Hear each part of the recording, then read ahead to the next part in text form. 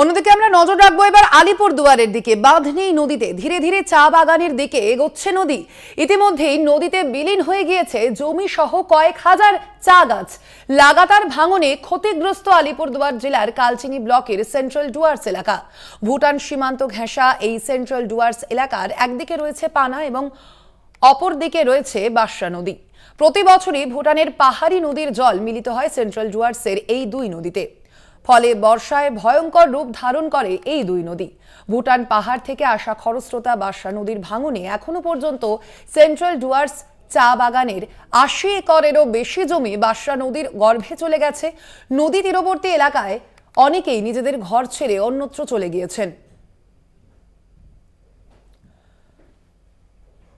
বাসরা নদীর ভাঙনে এখনো পর্যন্ত সেন্ট্রাল ডুয়ার্স চা বাগানের ৮০ একরের বেশি বাসরা নদীর গর্ভে চলে গেছে।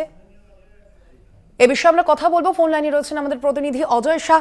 অজয়, সামগ্রিকভাবে এই মুহূর্তে কি পরিস্থিতি আলিপুরদুয়ারের? দেখো স্বর্ণালী, গত দুদিন থেকে কিন্তু সারা রাত আলিপুরদুয়ার জেলাতে বৃষ্টি হচ্ছে, রাত থেকে সকাল পর্যন্ত বৃষ্টি হচ্ছে। এর পাশাপাশি আলিপুরদুয়ার জেলার যে দুর্গম এলাকা রয়েছে সেন্ট্রাল ডুয়ার্স চা বাগান এলাকা, সেই এলাকায় কিন্তু বাসরা নদী রয়েছে। বাসরা নদীর দুই সাইডে কিন্তু বাঁধ নাই, আর বাঁধ না থাকায় কিন্তু নদীর জল চা বাগানের দিকে এগোচ্ছে। কিছুদিনের মধ্যেই কিন্তু চা বাগানের প্রায় ৮০ হেক্টরের জমির যে চা গাছ থাকে, হাজার হাজার চা গাছ নদীর গর্ভে চলে গেছে। পাশাপাশি চা বাগানের যে শ্রমিক আবাসনগুলো রয়েছে, বেশ কয়েকটি আবাসন কিন্তু নদীর গর্ভে যাওয়ার পথে। ইতিমধ্যে এই ঘটনাকে কেন্দ্র করে ব্যাপক আতঙ্ক ছড়িয়েছে বাগান জুড়ে। বাগান ম্যানেজমেন্ট তরফে প্রশাসনের সাথে যোগাযোগ করা হয়েছে। সম্প্রতি আলিপুরদুয়ারের বিধায়ক কিন্তু ঘটনাস্থলে পরিদর্শন করেছেন। তিনি এই বিষয়ে বিধানসভা বা সম্বন্ধিত দপ্তরে কথা তুলবেন বলেন তিনি আশ্বাস দিয়েছেন।